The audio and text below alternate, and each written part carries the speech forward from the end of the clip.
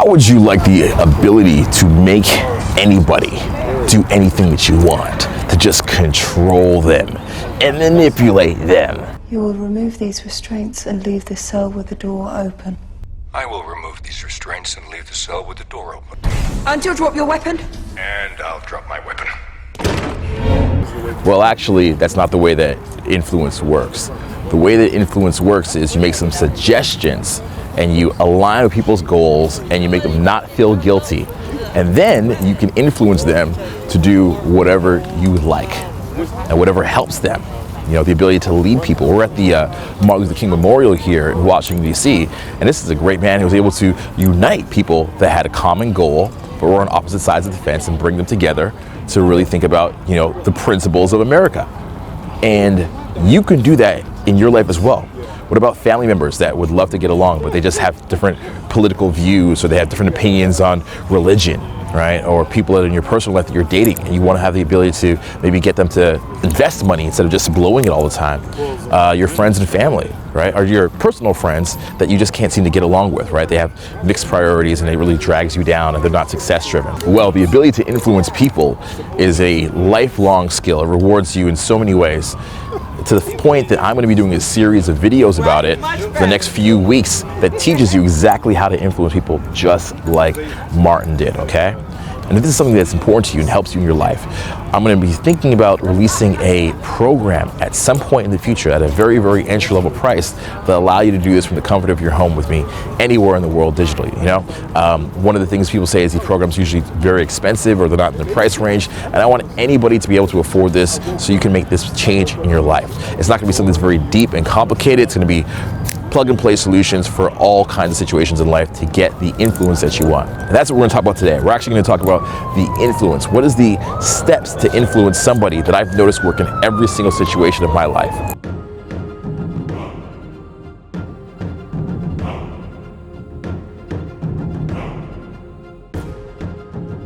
One of the biggest frustrations for me lately has been I didn't know, even with all my social skills that I developed through going out talking to strangers, I couldn't get people to do what I wanted, even if it was best for them.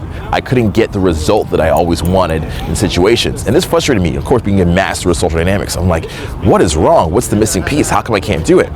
And this all really changed for me when I incorporated a few strategies. The first strategy I actually learned from a guy called Jim Miller, who was Tony Robbins' vice president of sales. And he came into our company and he taught me and all the other sales guys about the immunity to change.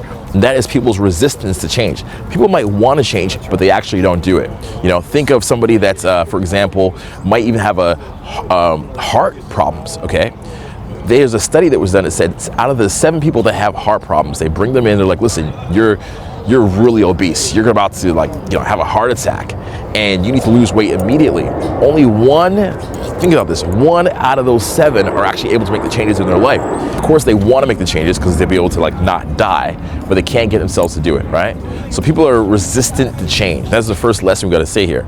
So what we have to do when we're talking to people is figure out a way to allow them to change without actually feeling bad about themselves. You know, everything that they developed in their life, they developed it so that they could stay the way that they are. And it helped them at one point to survive.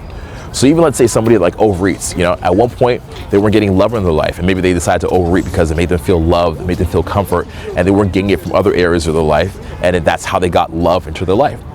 If somebody who was smoking, right? Terrible habit. Don't want to be a chronic smoker. But the smoking, because it helps to relax them, calm them down. A good puff every now and then, it helps them to feel centered and grounded. Maybe that's where they get it in their life. Maybe even somebody that gets mad at other people. Somebody has outbursts of anger. Well, where did they get that in their life? They might have gotten it from a situation where they had to protect themselves and stand up for themselves. Their mom and their dad didn't stand up for them. They were maybe getting a job at 14 and got their own house at 15 years old. They had to fight for everything they got. So they have to be outbursts of anger in order to protect themselves. Everything that we have that we consider they're bad actually was a survival strategy for us at one point in our life. We got to appreciate that. So when you want to influence somebody to change, okay, you cannot just say what you know is bad, what you've been doing is bad. It doesn't work. So today I'm going to give you, in this video here, one of my structures that I have to help influence people to change and to influence yourself to change. And once you master this, all right, this is a whole master class. Once you master this, you're gonna see your relationships change, the way you feel about yourself change, your limiting beliefs change, and just the way you relate to people in general. Okay, because every problem in life is an interpersonal problem. So step number one is you gotta say, I hope you don't mind a random person's feedback. And you gotta put that out there, because sometimes nobody's asking you for your feedback.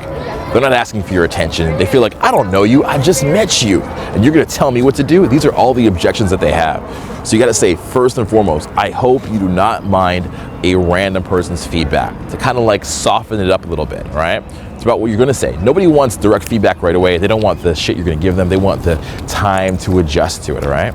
Number two is you gotta focus on their dreams and their wants. Point out the things that they are actually dreaming about and the things that they wanna work towards.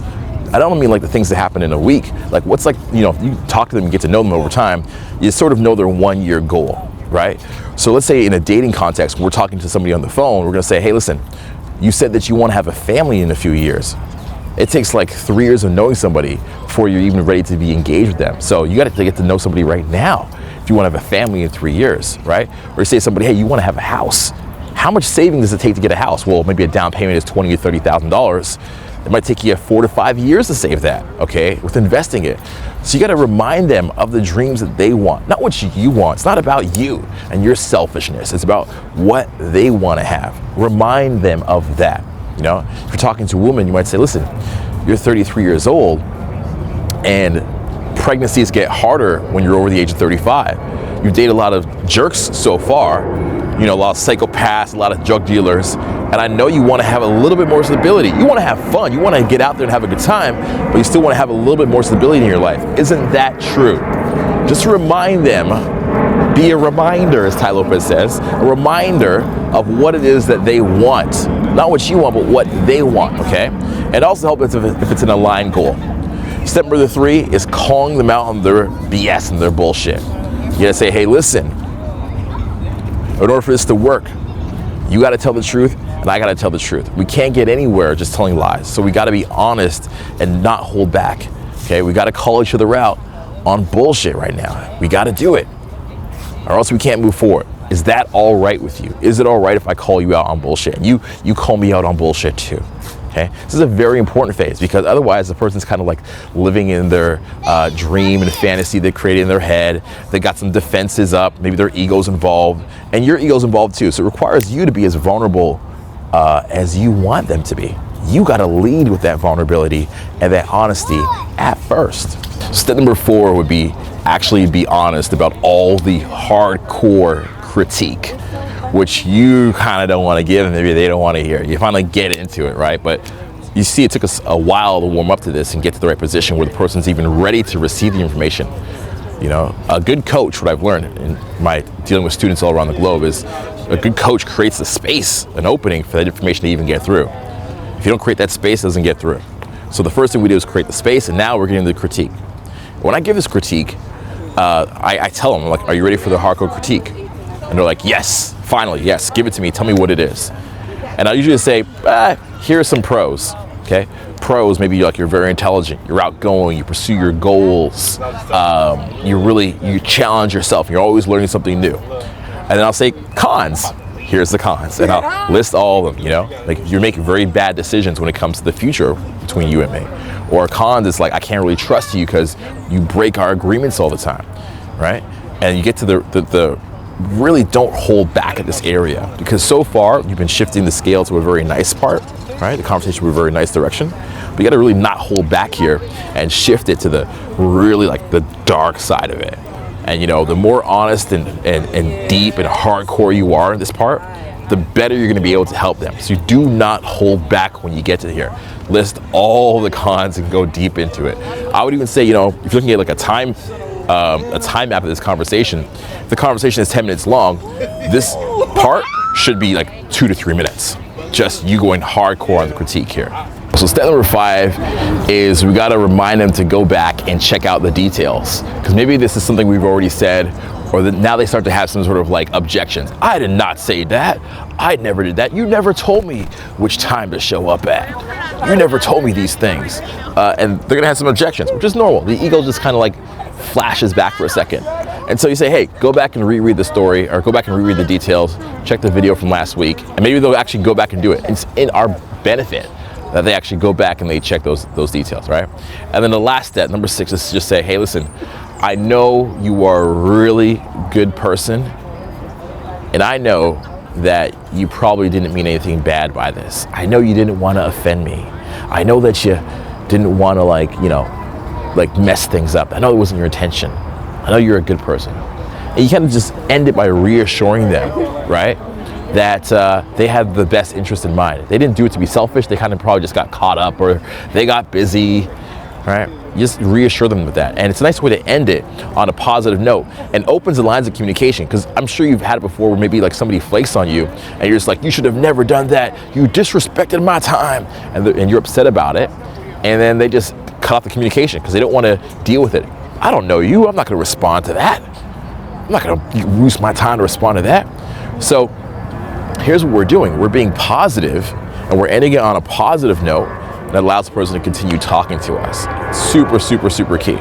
You know, back in the day, I used to do computer sales, believe it or not. I was a corporate account executive for a big computer company back in the day. And one of the things we do is whenever we make an appointment to be set with a client, if they miss the appointment or they miss the email, we wouldn't say, you flaked on our email, you flaked on our appointment. We just say, I'm sure that in the rush of work, you missed this email. I'm sure in the rush of work, you got delayed and couldn't make the meeting. That's what we say, right? It's the same effect here. I'm sure you're a good person. I'm sure you didn't mean anything by it. You know, these things happened. You kind of like let them off the hook a little bit, all right?